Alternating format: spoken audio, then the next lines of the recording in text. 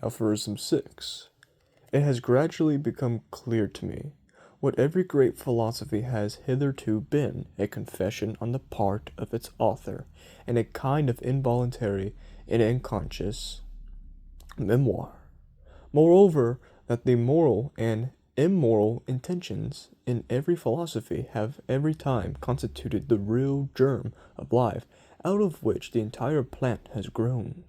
To explain how a philosopher's most remote metaphysical assertions have actually been arrived at, it is always well and wise to ask oneself first, what morality does this, or does he, aim at? I accordingly do not believe a drive to knowledge to be the father of philosophy, but that another drive has, here as elsewhere, only employed knowledge and false knowledge as a tool. But everyone who looks at the basic drives of mankind to see to what extent they may in precisely this connection have come into play as inspirational spirits, or demons, or cabals, will discover that they have at all time or another practiced philosophy, and that each one of them would be only too glad to present itself as the ultimate goal of existence, and as the legitimate master of all the other drives. For every drive is tyrannical, and it is as such that it tries to philosophize. In the case of scholars, to be sure, in the case of a really scientific men, things may be different, better, if you will. There may be really existing something like a drive to knowledge there, some little independent clockwork, which, when wound up, works bravely on without any of the scholar's other drives playing an essential part. The scholar's real interests, therefore, generally lie in quite another direction, perhaps in his family, or in making money, or in politics. It is indeed almost a matter of indifference whether his little machine is set up in this region of science, or that, whether the promising young worker makes himself into a good philologist, or a specialist in fungus, or a chemist. He is not characterized by becoming this or that. And the philosopher, on the contrary, there is nothing whatever impersonal, and above all, his morality bears decided and decisive testimony to who he is, that is to say, to the order of the rank in the innermost drives of his nature stand in relative to one another. Aphorism 7. How malicious philosophers can be! I know of nothing more venomous than the joke Epicurus allowed himself to make against Plato and the Platonists. He called them Dionisio Caiolax. The literal and foreground meaning of this word is flatterer of Dionysus. That is to say, tyrants, hangs over, and lip splickets. In addition, however, it is as much as to say they are all actors. There is nothing genuine about them, for Dionisio Caiolax was a popular term for an actor. And the latter meaning is really the piece of malice that Epicurus just discharged at Plato. He was annoyed by the grandiose manner, the mise en scène, of which Plato and his pupils were masters, of which Epicurus was not a master. He, the old school teacher from Samos, who sat hidden in his little garden at Athens and wrote 300 books, who knows, perhaps out of rage of Plato and ambitious envy of him. It took a century for Greece to find out who this garden god Epicurus had been. Did it find out? Aphorism 8.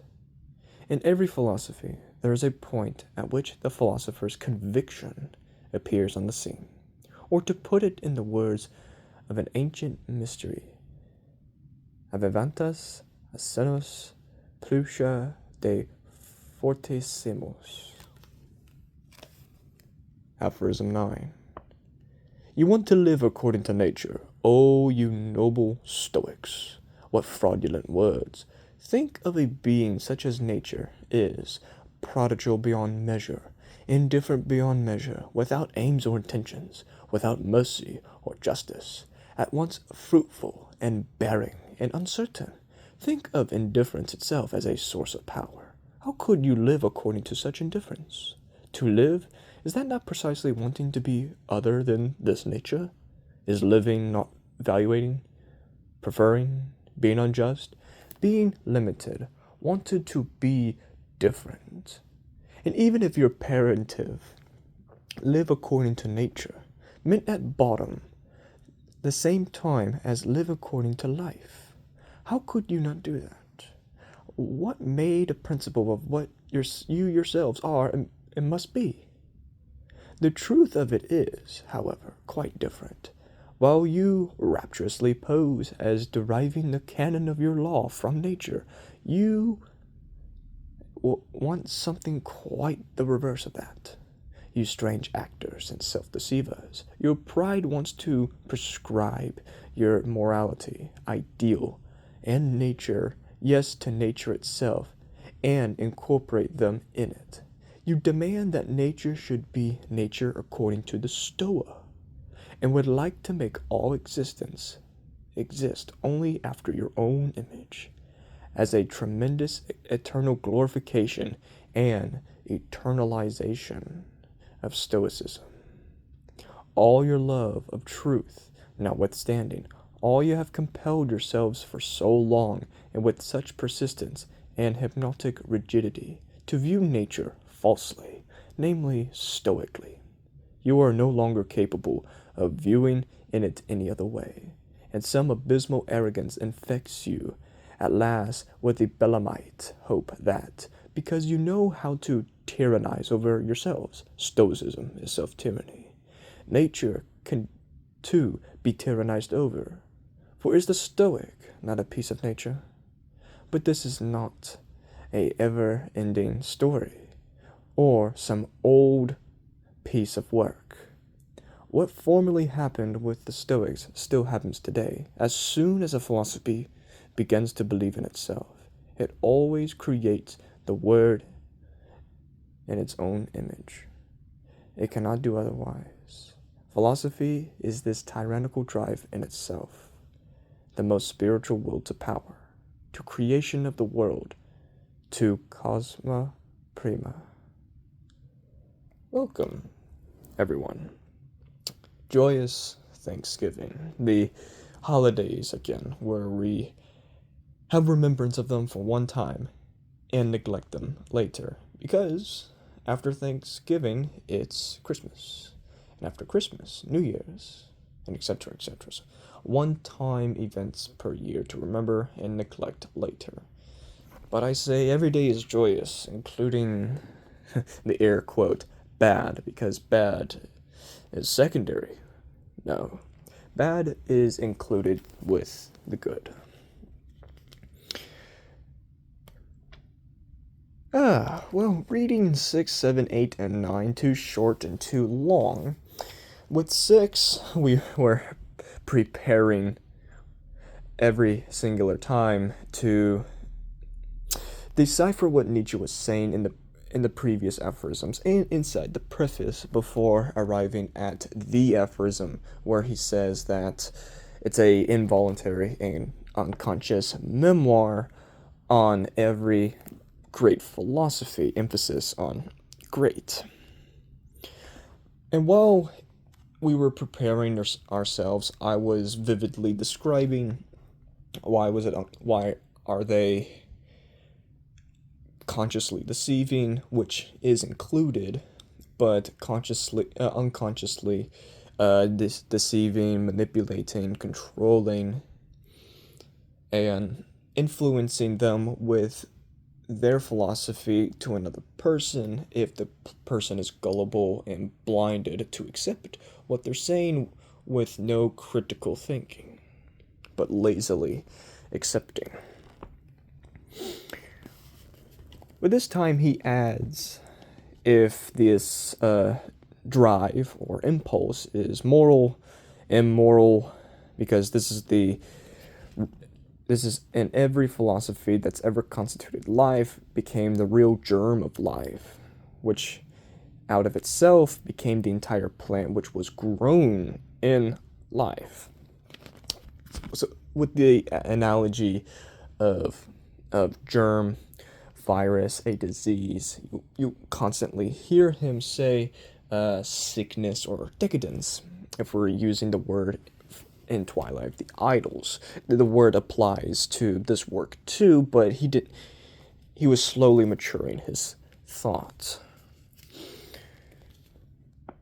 But while he's saying this is a germ inside of life, and that and a pathological plant entirely grew from it, he says that from these metaphysical assertions, people should arrive well and wise to say to themselves and to the philosophy itself, what morality does this or does he aim at? He's criticizing people lazy and induced and but at the same time facetious, aka quick and aware of not what they're acting or doing, but what's unnatural or amoral to them. Because we have this self-identity of saying I, me, my, mine. And with this self-identity, it's alleviating the pain, but increasing this self-inflated pride. We don't question nor critique nor evaluate the morals, maxims, and values and our philosophy. And people would say, well, did Nietzsche do that to himself multiple times a day by self-overcoming the infested and hereditary diseases that he received in his life?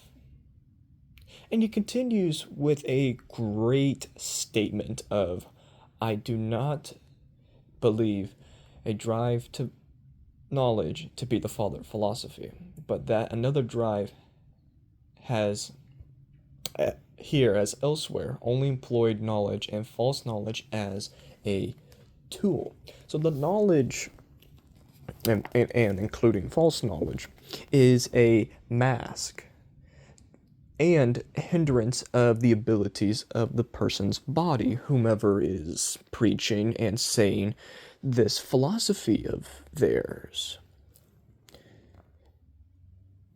And this drive of knowledge isn't a true statement that people use, because they use another statement, aka the definition of philosophy. It's the love of wisdom. As Nietzsche said in Aphorism 5, no, it's the love of his wisdom. This masked, timid, and vulnerable person that's mentally sick themselves, or philosophically sick, and contaminating everybody, thus assailing or attacking his instincts and stopping them while attacking others from the prejudice of how he sees reality. It's a physiological and psychological issue with the person and how they see reality. One example is Immanuel Kant. Yes, he's a punching bag, but he's a simple punching bag. The categorical imperative and the magistic moral edifices. And he says in the introduction of his magnum opus, A Critique of Pure Reason, that these majestic edifices of moral science is what leads us together, but they happened way before me. I'm paraphrasing. I haven't read a Critique of Pure Reason in months, or no, years.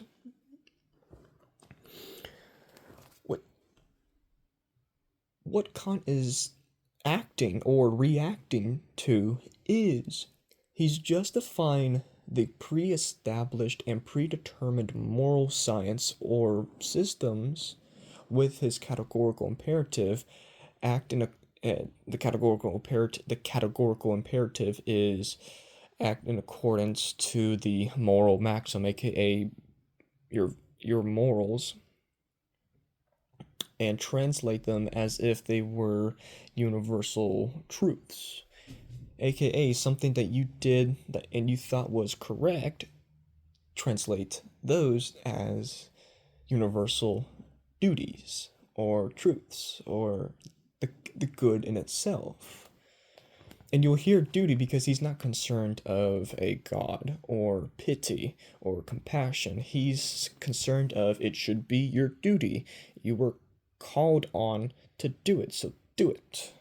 Thus objectifying it, and while using his philosophy, both metaphysical and ethical, to arrive at a destination that was predetermined rationally. That's not a journey of philosophy. A journey of philosophy is the discipline through investigation and personal decisions, including reason. But reason, in the case of Nietzsche, he says, only employed this knowledge and false knowledge as a tool. Yes, he doesn't say reason, but include that reason to knowledge, and it's a tool. So he's simplifying everything that was grand and splendor to something. Hey guys, it's a tool. Have you ever thought about that? But and he continues, but anyone who looks at the basic drives of mankind to see to what extent they may in precisely this connection have come into play as inspirational spirits will discover that they have only at the same time or another practiced philosophy. He's saying that they've practiced philosophy, aka spectating life from a distance and saying, oh, so that's what it is. I'm not sure of it. I want to have some certainty of it. I think my senses are going against me here. Let me break down everything, calculate mathematically, see what identifies with, etc., and etc., etc. So they're rationalizing the process. What would they arrive at? Or will they arrive at? So the individual who has this knowledge, Nietzsche is saying, to the degree that the basic drives of mankind are in play as an inspirational spirits, are at the same time practicing this philosophy. Now, the basic drives, aka the instincts. So while philosophizing, they're using their instinctive thinking, aka instinctive thinking, aka the unconscious impulses, including thought, passion, desire, etc., etc.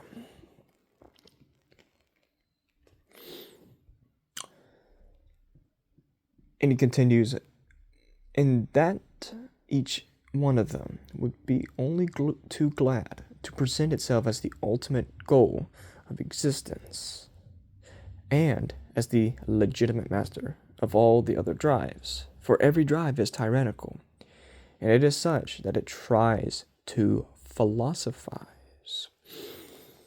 And after this, he includes a scholar, and that scholar's personal desire, the self-indulgence of, say, generating money or participating in politics, aiding his family, but that's his true, maybe secondary drives or impulses, but his real desire is for that source of power, while realizing that this passionate, objectifying, absolutist truth is not what I'm seeking. And this ties with their unaware or not cognizant of why they're deceiving this person. So And additionally, they add I, me, my, etc., to justify reason and an excuse why they thought they're misguiding or bad influencing, etc. Well, what he was saying earlier as that it's only too glad to present itself as the ultimate goal of existence and as the legitimate master of all the other drives, for every drive is tyrannical, and it is such that it tries to philosophize. This is the early realization in Beyond Good and Evil that a will, that this is expressing or confessing what Nietzsche is seen as the will, but this will is not fixated on this truth. It's fixated on this power. He includes drive or impulse, etc., a collection of wills competing one another, tyrannizing one another, but still, in the result of tyrannizing and waging war with one another, they philosophize. They're stepping from afar and seeing everything and saying, oh, now that's interesting. I don't know if I like this. I don't know if I want to be part of this. This is so unknown to me. So I will philosophize, question, push everything. They're worried. They're timid. They're in a vulnerable state where they can't rationalize in this irrational thoughts, desires, passions, etc., or entering in the unconsciousness, or expressing from the unconscious to the consciousness. And this was what I'm saying. This is refuting the common view of that the consciousness is individuum or indivisible. With Nietzsche and including the psychologists after Nietzsche, they realize that it's a divisible consciousness, and that the phenomenons occurred in the unconscious, while the epiphenomenon or the second phenomenons happened in the consciousness because of how they're filtered from experience, and that it's filtered to the unconscious, but it's redirected to the conscious as concepts, generalization, simplifications of the true emotions, desires, etc.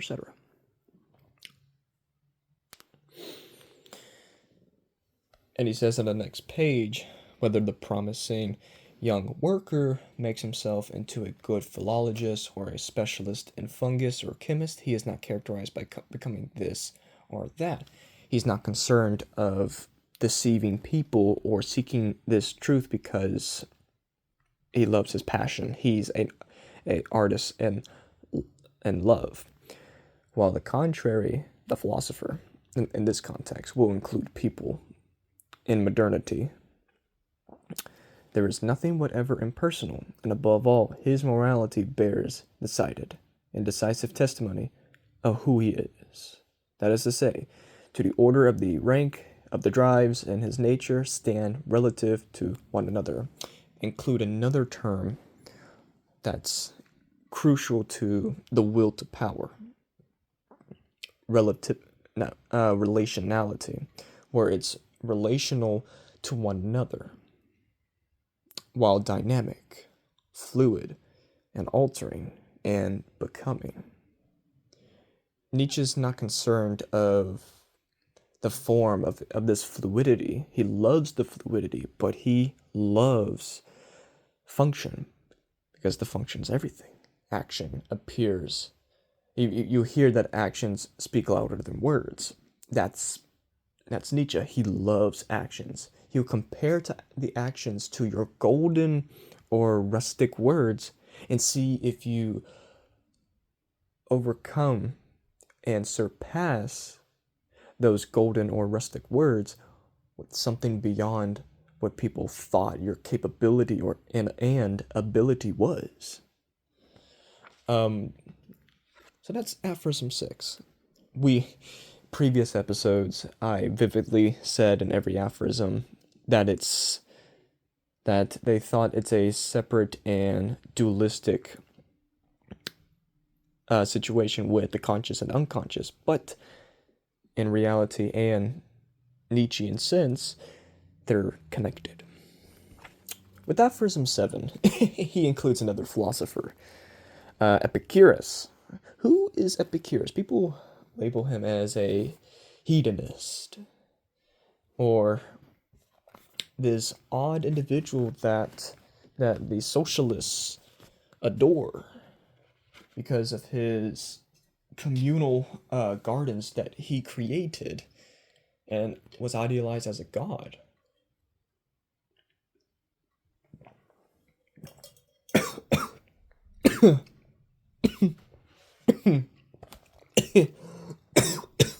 Excuse me. Water.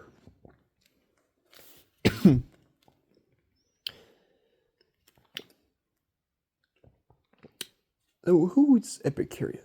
Epicurus. He wrote multiple. Ooh, excuse me.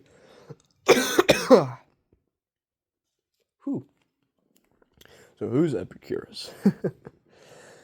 Epicurus is a ancient Greek philosopher who did create a garden in Athens and was not a master of another person, but created a commune for individuals to minimize pain while maximize pleasure. Or not minimize, but neutralize the pain intake and maximize pleasure. Now, people would say, well, that's what a hedonist is. A hedonist is solely dependent on pleasure, where pain is non-existent because of the over-stimulated pleasure they're experiencing. And once they experience that pain, they can't collect themselves to overcome the pain or use the pain as the fuel, because this is a uncharted, inexperienced sensation. That's Epicurus. I'm simplifying what he's saying, or who he is. But he's saying that I know nothing more venomous than the joke Epicurus allowed himself to make against Plato and the Platonists. He called them, and he uses a ancient title, Dionysio Caiolax. I'm not mispronouncing. That's how it's pronounced that's how it's written on the page. The literal and foreground meaning of this word is flatterers of Dionysus. The essence of this aphorism, number 7, is that the philosophers are actors.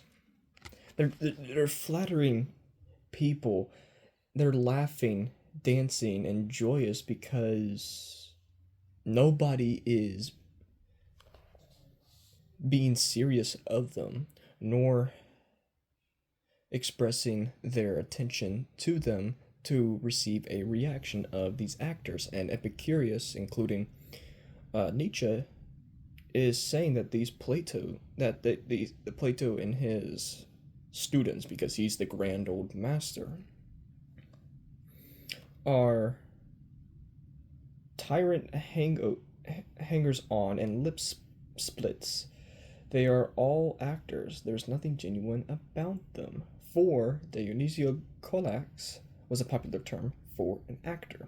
It was for the festival of Dionysus. They perform in a theater the ethos and pathos of theater, and these actors who were untamed, undomesticated, and spontaneous had this title of flatterers of Dionysus. And Nietzsche's correlating that, same with Epicurus, to, again, Plato and his students.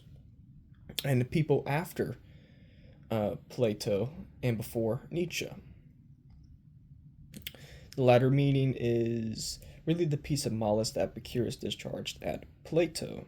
He was annoyed by the grandiose matter, and if you read Epicurus, he's scornful in a polite sense of the idea of a god, death, worriment, and if you include Dionysus, or not Dionysus, Diogenes,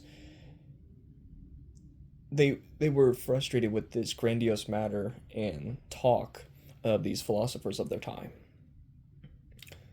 of which Epicurus was not a master. He and the old school teacher from Samos, his town, birth town, or city, who sat hidden in his little garden at Athens and wrote 300 books. Who knows, perhaps out of rage of Plato and ambitious envy of him. It took a century for Greece to find out who this garden god Epicurus had been. Or did they ever find out? But there's multiple upon multiple works of Epicurus and statues and misinterpreted statues of the Stoics with Epicureanism. Next to Aphorism 8. This one's short but compact with complexity, nuance, and playfulness on Nietzsche. In every philosophy, there is a point at which the philosopher's conviction appears on the scene, or to put it in the words of an ancient mystery, adventavit asenas plusher et fortissumus. In English, it's the Feast of the Ass, or Donkey. It's a medieval Christian feast that began in France. It's celebrated January, where it's a commemoration of the flight to Egypt in the Bible. It was primarily in France, as I said, as there was another name for it, the Feast of the Fools, where a donkey-related story in the Bible, where the donkey is bearing the Holy Family to Egypt after the birth of Jesus. There's practices of this, and it's a adaptation of the pagan fest. Plagiarism on Christianity. Shameful Christians. It's a pagan fest from the ancient, no, not ancient Rome, but from the Roman Empire and their polytheism named Cervellus, where they use a similar story of a donkey, but they have the story of, I think, Heracles, aka Hercules in English. But the practices of the Feast of the Ass is a girl and a child are traversing a donkey through town to a church, and amid the sermon, a donkey stands next to the altar. While at the same time, this is a ancient Latin poem with a similar name, but the Song of the Ass, Carmen de Asino. It's a humorous poem of the arrival of a donkey, as a definitive virtue of playful, extravagant humor. And Nietzsche correlates to this, the donkey arrived, beautiful and very strong, to the sober and solemn conviction or pride of the philosophers arriving at their conclusion or arriving at the scene, etc., etc. That's what avevantavit asonas pucler et fortissumus, or the donkey arrived, beautiful and very strong, correlating with the overinflated pride and selfishness of philosophers, including people of today. Now, Aphorism 9. He arrives at his criticism of the Stoics. "Oh, you noble Stoics, what fraudulent words he say. You want to live according to nature. Think of a being such as nature is, prodigal beyond measure, indifferent beyond measure, without aims or intentions, without mercy or justice. At once fruitful and barren and uncertain. Think of indifference itself as a power. How could you live according to such indifference?" I'm humorously um, saying, oh, Nietzsche isn't really serious. He's serious in this situation. He's criticizing the Stoics' uh, maxim of live according to nature. People have refuted Nietzsche, saying, no, they weren't passive, they were actually active people, but they had four duties or four imperatives. It's like courage, temperance, justice, and um, love of wisdom or wisdom. If you contemplate it, if they're truly in alignment to nature, nature is a prodigal, all-inspiring, at the same time malicious and tyrannizing force that's beyond measure, that's indifferent to measure.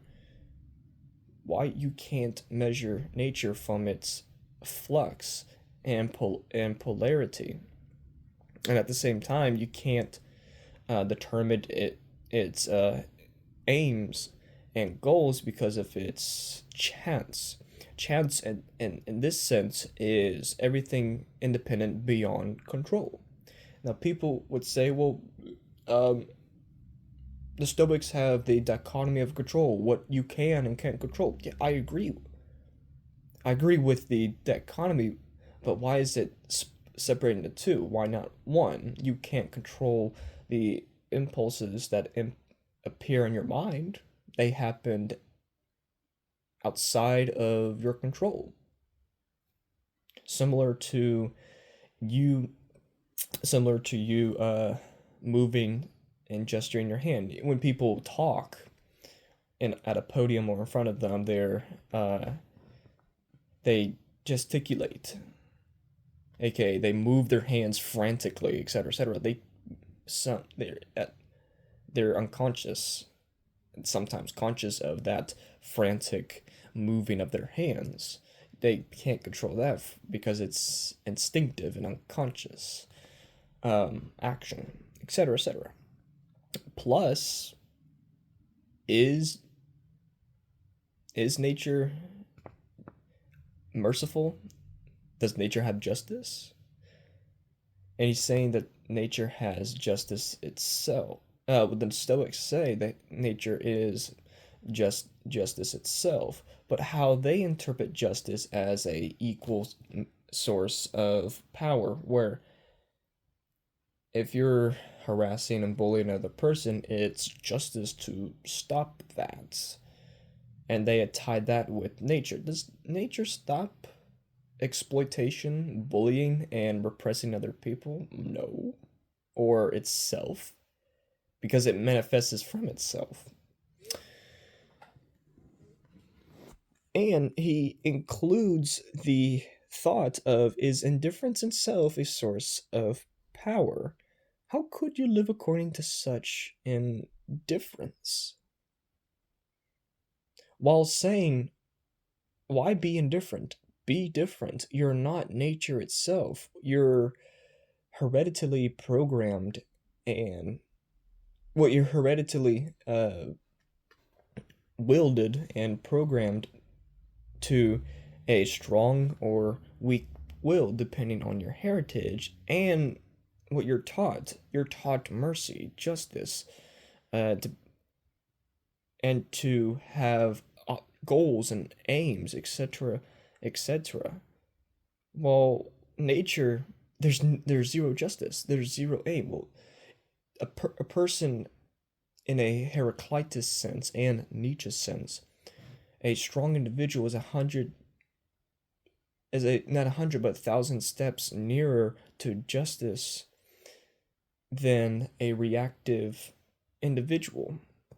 He's saying there that he's true to his instincts, the violent, unbridled, authentic, and undomesticated instincts, while the Stoics, with their rapturous pose as deriving the canon of their law from nature, you want something quite the reverse of that. You strange actors and self deceivers. He's including the Stoics to the philosophers and people we discuss thus far and beyond good and evil.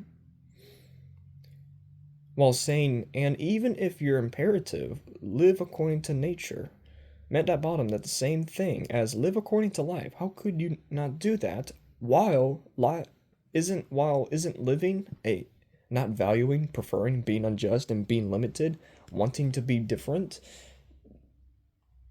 That's saying what I said earlier in Nietzsche words.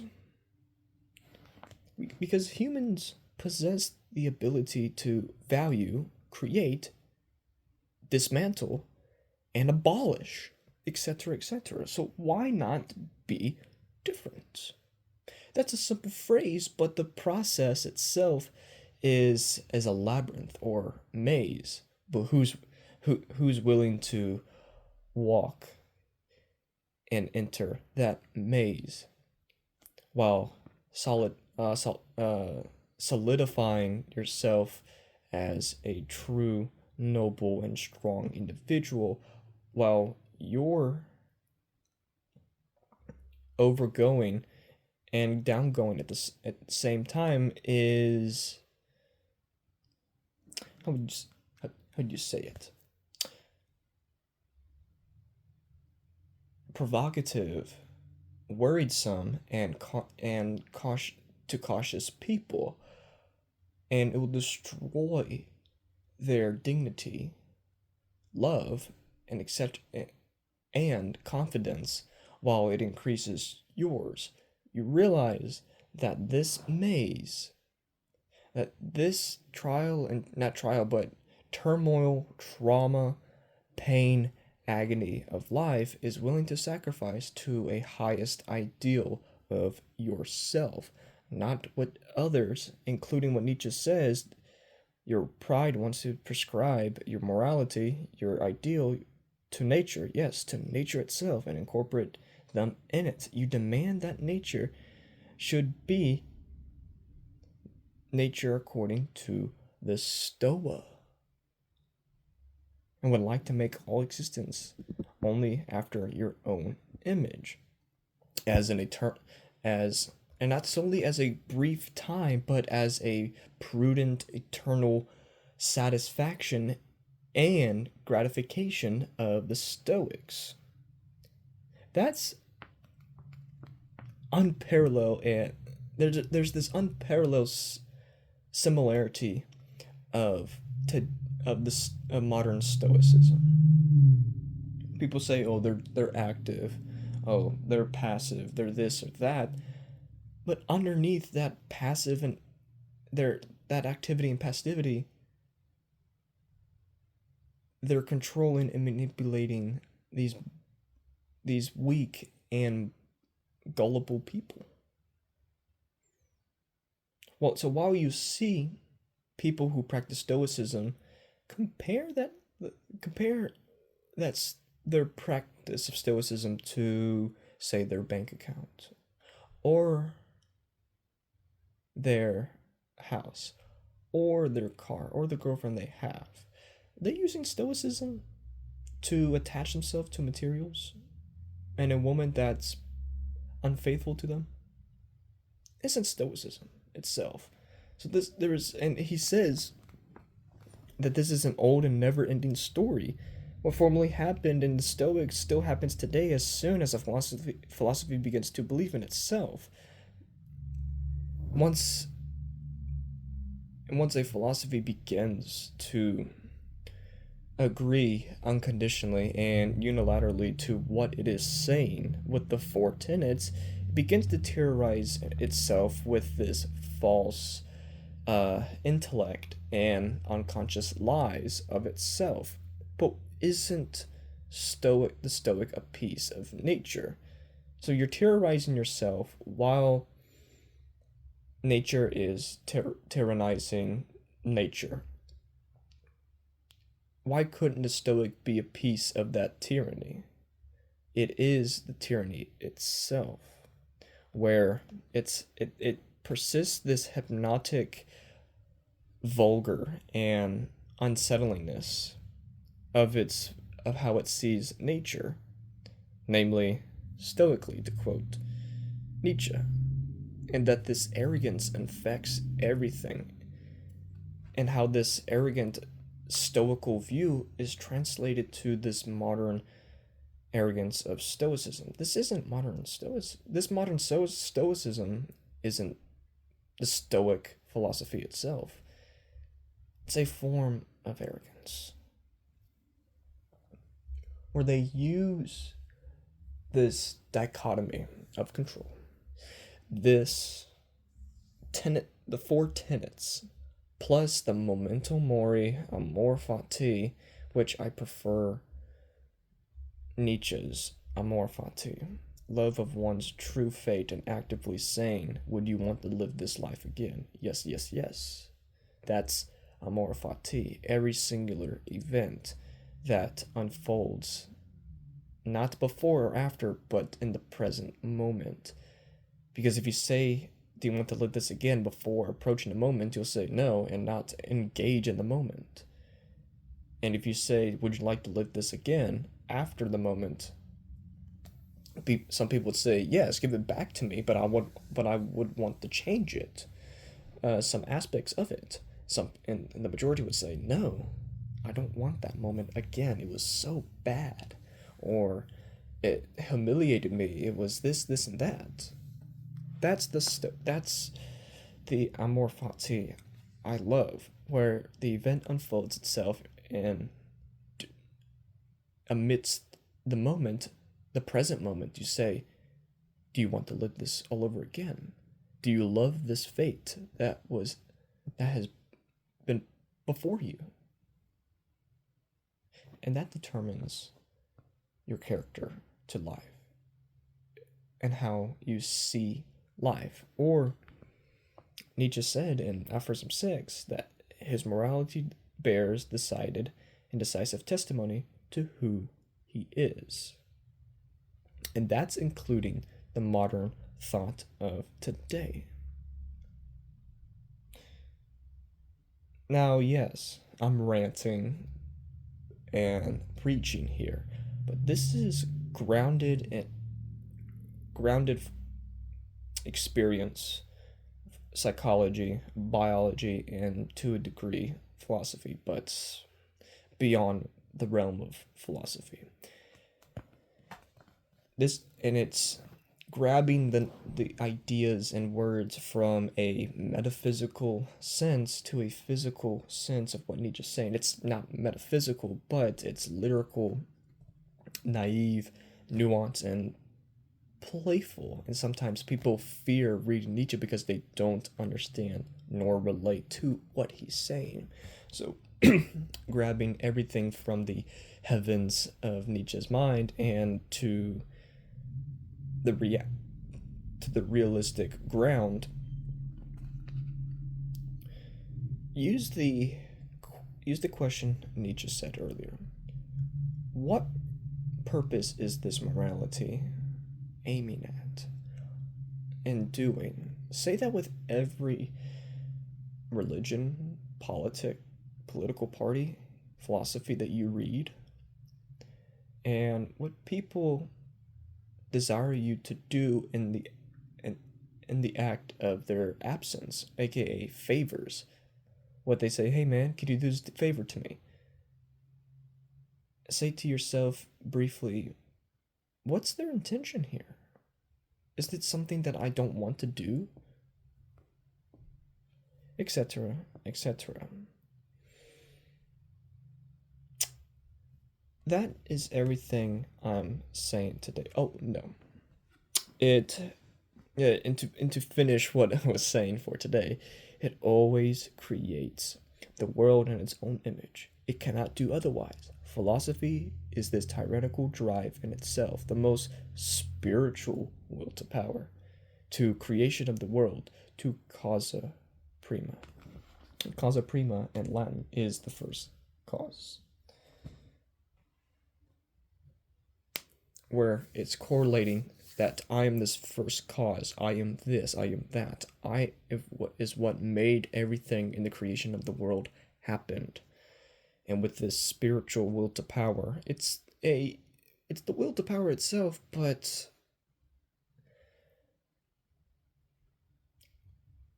manipulating, tyrannizing, repressing, and drawing and appealing people to you.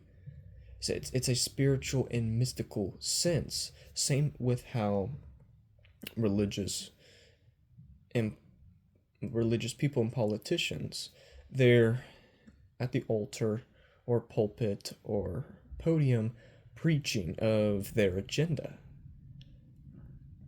They're fervent, adamant, and confident of what they're doing. So it's to a degree, it's a respect of them using their will to power, but it's a in a spiritual sense where they're honing their energy to one collective group and using them as sheep. Like, comment, and subscribe. Again, joyous Thanksgiving to everybody who's hearing this. There's a link in the Men's Academy in the description. I myself in the Men's Academy. It's a paid community monthly. There's the mastermind too of creating your business. Again, link in the description. I'm inside the academy again. Amor fati. Love your fate.